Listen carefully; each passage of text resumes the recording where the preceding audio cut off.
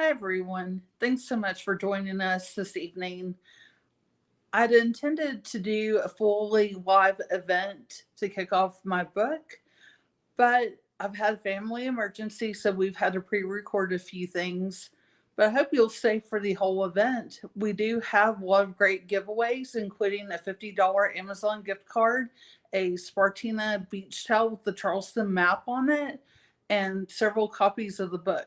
So please do stay tuned, watch the full video, enter the contest, and most importantly, have a great time. Thank you again for your support. And now I'm Leah Ballantyne, who's your host for this evening.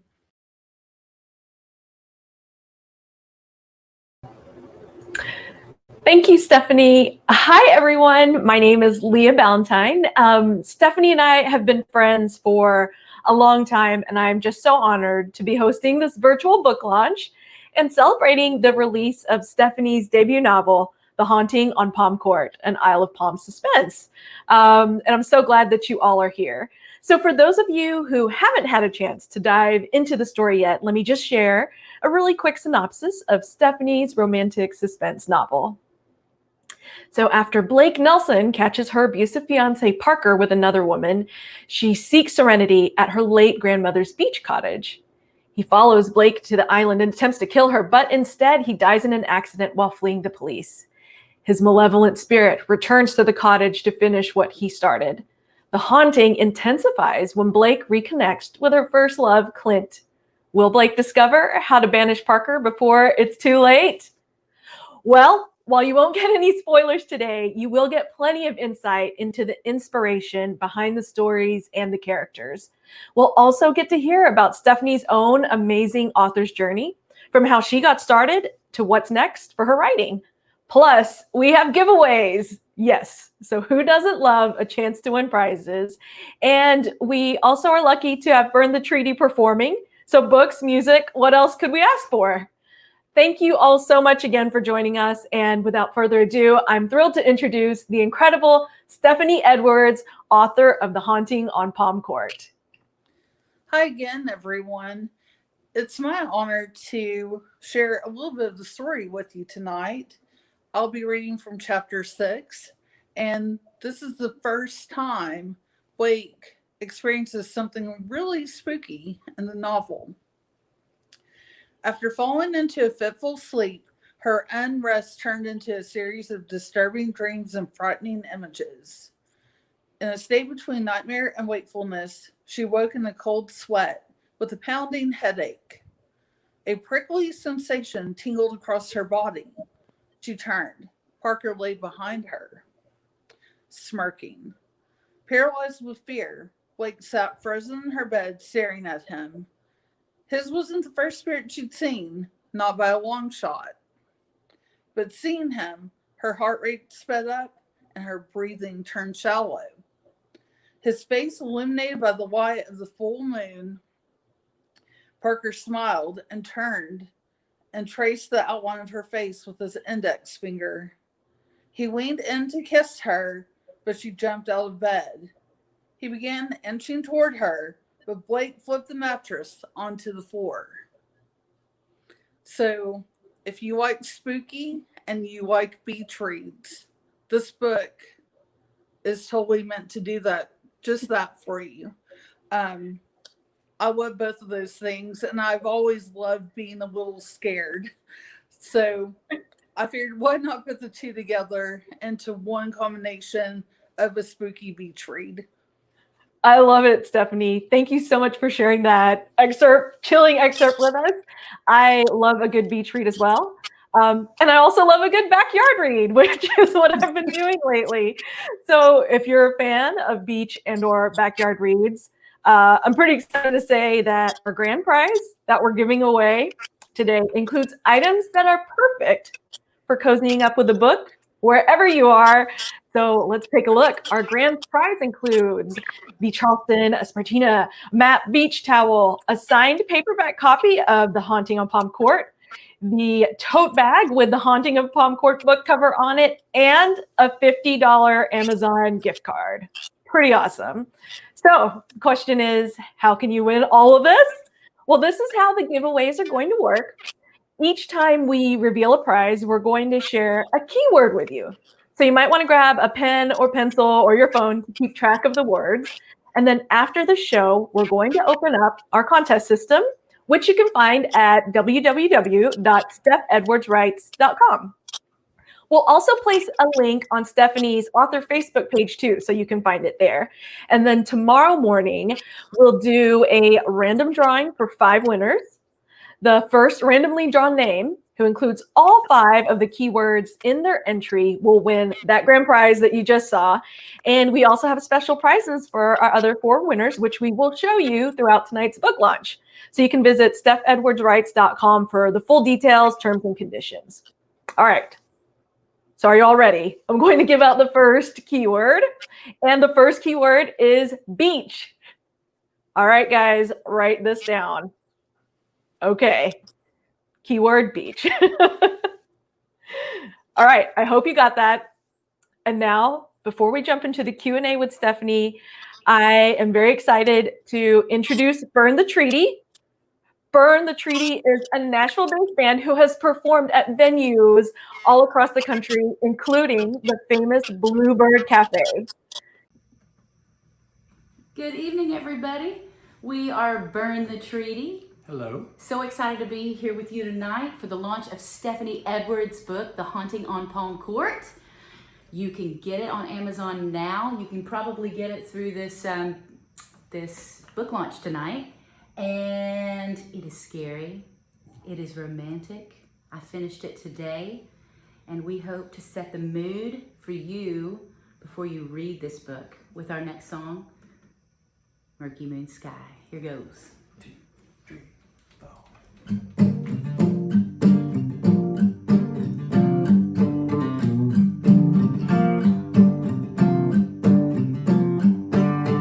I've got a number written on me, clear as a bark on a sycamore tree, swinging in nobody earth on my feet, and I'm walking these streets, walking the street.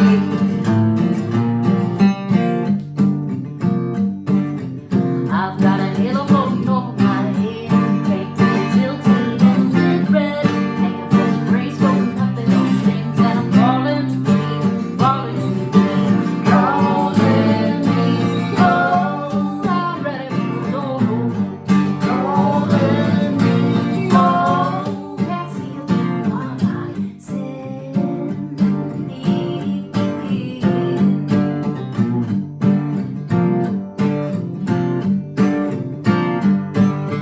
I'm like a cat running round in the grass, scratching and slinking, catch me on the mouse. Ain't no eagle was creeping over me. I'm a goner and see, goner and see. Murky moon sky, the ghost from my past, whispering this for the breath of my life. Almost here, but I never can see. Is it coming for me? Coming for me, calling me. Oh, I'm ready for the calling me. Oh, can't see it through all my sin. Calling me. Oh, I'm ready for the calling me. Oh, can't see it through all my sin.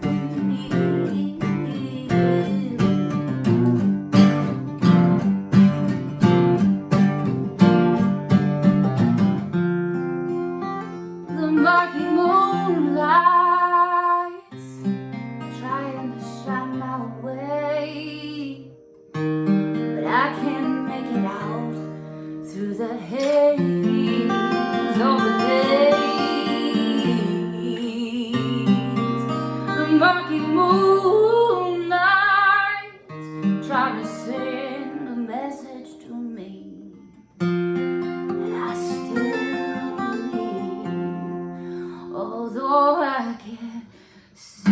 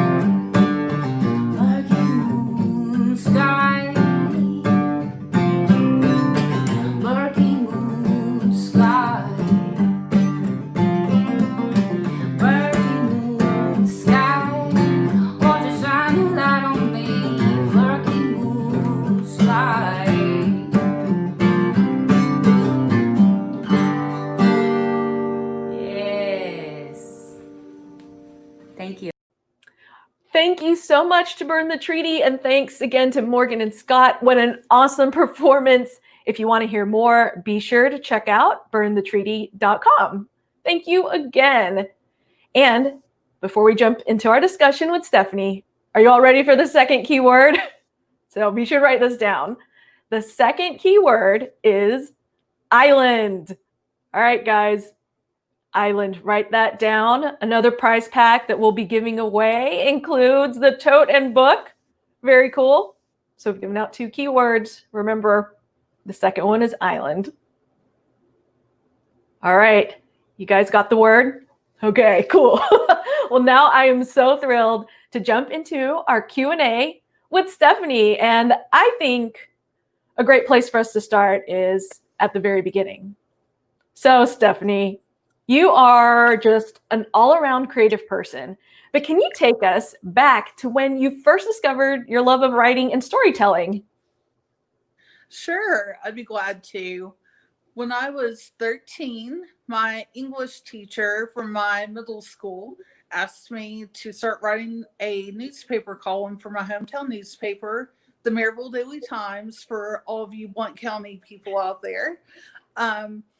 It was a great experience, and I just loved getting to talk to people and share their stories. So it became part of me. It really got into my blood, and I decided to major in journalism in college, and I continued writing pretty much ever since then. I've been in some sort of writing role on a professional level, and it's just what I do day to day, and I love it. As far as fiction writing, though, I didn't really have the inspiration I needed until 2 years ago when Ron, my husband, and I stayed at a really quaint beach cottage. It was about a block off the beach, and it had this beautiful backyard with oak trees that were just dripping with Spanish moss, and it had this very eerie, spooky vibe. And I thought, there has to be a story to tell here. It feels like a movie, or it feels like a very descriptive book just coming to life. So I didn't wait. I grabbed a pen and a pad of paper that I happened to have in my tote bag and started jotting down notes. And as Ron drove us back home to Knoxville, I wrote the story. Started writing the story of Palm Court and the haunting that I knew would take place. That's amazing. I think something, you mentioned you've been writing your whole life. You've, studied journalism. And I can totally see, as I read the book, that your experience as a travel journalist definitely shines through in the way you write about Charleston and the Isle of Palms in the Low Country. But something else that stood out to me as I read The Haunting on Palm Court, and this is, something I found unique, was that your story combined genres.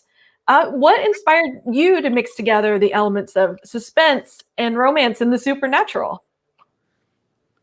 I think it all came in together because I've always loved women's fiction, especially fiction that takes place in a coastal setting. And I've always loved spooky movies and books and sort of love getting scared. I know that's maybe a weird thing to say, but putting those 2 things together was very obvious to me. When I started thinking about how the story needed to unfold, it really presented itself in a very interesting way. So I just went where the characters took me. Mm-hmm. Well, speaking of the characters, I love the characters in your novel. I think they're really well developed and multidimensional. Obviously, I am a big fan of strong female characters. That's what I'm drawn to. And so I love Blake's journey in this book. There's nothing that I enjoy more than rooting for strong, resilient women. Well, except for maybe hating Parker, who was so evil. I would really love to hate him. I thought you were almost a little too good at creating such a wicked character. And I love Clint, of course, and his role and his partnership with Blake. And Nancy, of course, is super near and dear to my heart. She's got just that wonderful sass about her. I'm curious, how did you find the inspiration for your characters? I've been very fortunate to grow up. I feel like I'm still growing up um, every day. Um, I've grown up around some really wonderful people, and they've really inspired many of the characters, some great friends, great family. And of course, unfortunately, there's always one bad egg in the bunch, and they inspired Parker. I won't give any names though. Ooh. Oh my goodness. Is there a character that you connected with the most as you were developing them? I would say Nancy.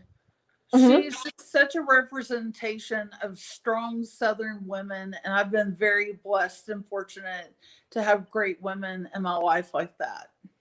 Oh, that's excellent.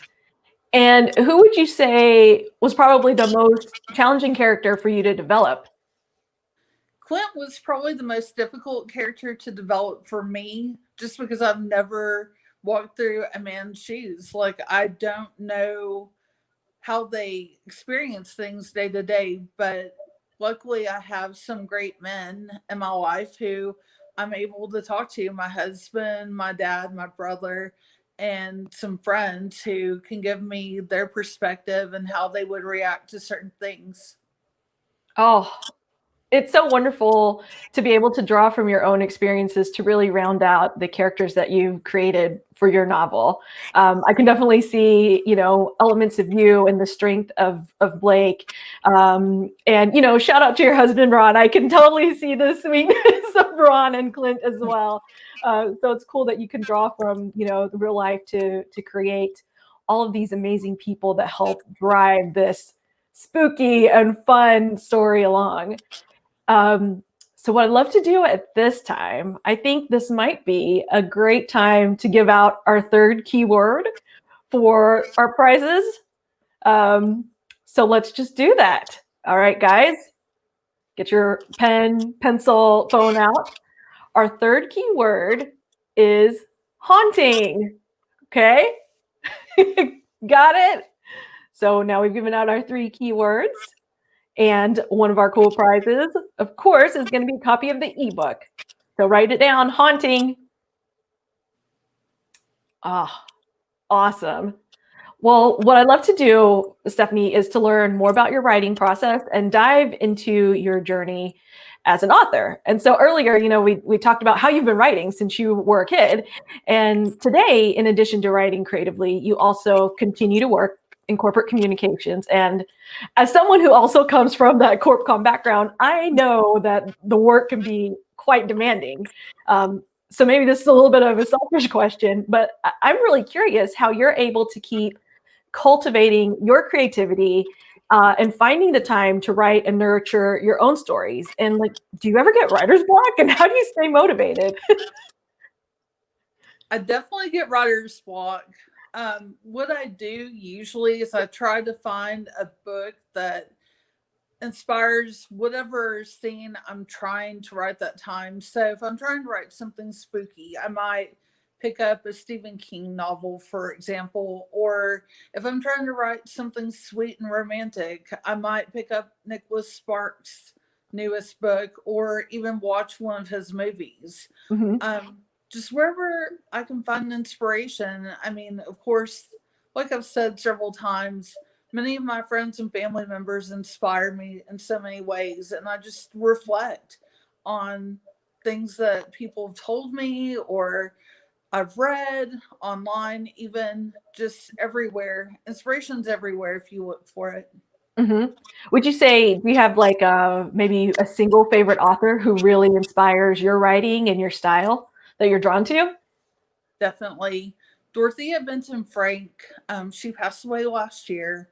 She was a very talented writer who focused on the South Carolina Low Country, which of course I love. And she told her stories in such a way that you felt like you're right there with her the entire time. And that's something I've always made a goal of mine with my writing, whether I'm writing something for corporate communications or I'm writing something for a newspaper. I want the reader to feel like they're experiencing the matter at hand or the experience at hand. Mm-hmm. I think that definitely shines through in your writing, and I can totally see that influence there. I know for me, as I was reading it, I used to live next door to you, and we'd also, go to vacation in South Carolina and Charleston. And so when you wrote the descriptions of place, I immediately connected with it and knew exactly where I was. And I think if you've never been there, it's so easy to visualize, this the Isle of Palms and the Low Country, just based on your descriptions, and not just the landscape, but the attitude and the culture of the people. And I think you really represent that incredibly well through Nancy. So this is a huge shout out and kudos to you. Your book hit #1 on Amazon for new releases in Southern fiction. So talk about an amazing debut for your first novel. What has this writing and publishing experience been like for you? So I was completely shocked, and I have to thank everyone who's here tonight for helping me reach #1 so early on in this journey. I'm so blessed and so fortunate to have all of you. I can't even express how grateful I am. But the experience has been interesting because of the pandemic. Things have changed, and like tonight, we were supposed to all be together in a downtown location having live music and catering and everything to launch this book. But, we always adapt and come back to wherever we need it to be. Um, Bookstores are not doing great these days. So a lot of my sales have been online, and I hate to see our local bookstores struggling. So if you have an opportunity to support them, please do that. I'm hoping that my book will end up on their shelves sometime this year, but right now it's just not a good time for them. So, there have been ups and downs, but the support, the love, and just the friendship that has come out of this has just been incredible. Oh, it's so wonderful to hear. I know you have been working so hard at this, and I feel lucky to, have gotten to be a cheerleader and part of your creative journey this whole time. Um, so I'm curious, now that the book is out there, it's available. If you haven't bought it, please go buy it. And after reading it myself, I gotta know if you can give any hints. What is the future of your characters? What's next?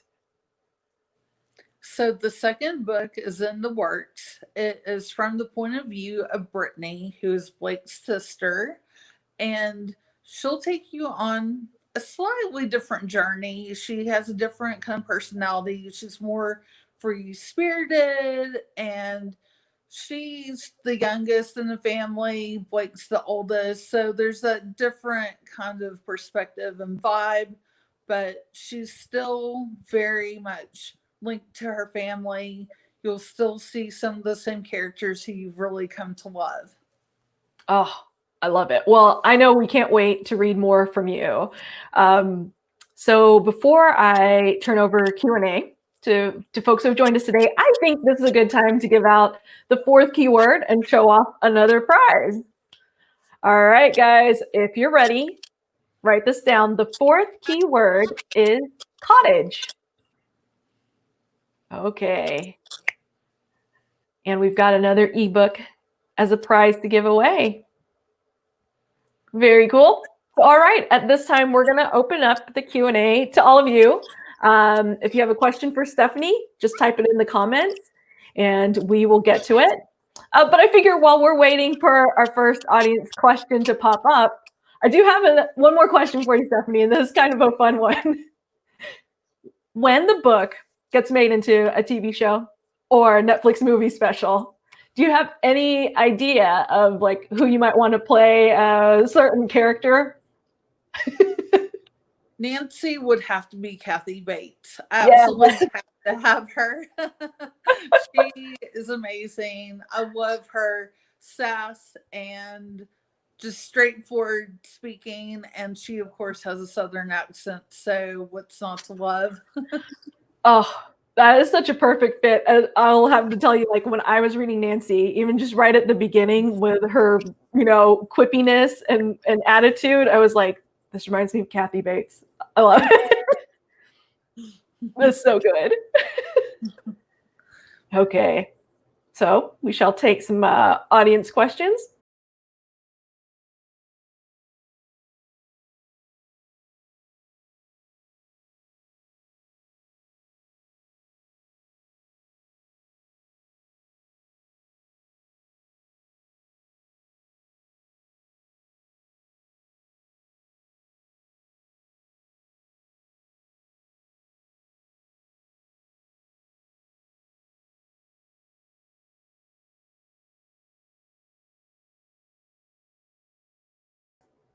Thank you all so much for your questions. I think this has been such an awesome conversation that we've been having today. This has been such a great celebration of Stephanie and her book.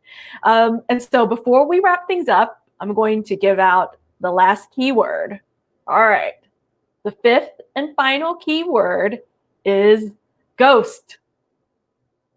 That's right.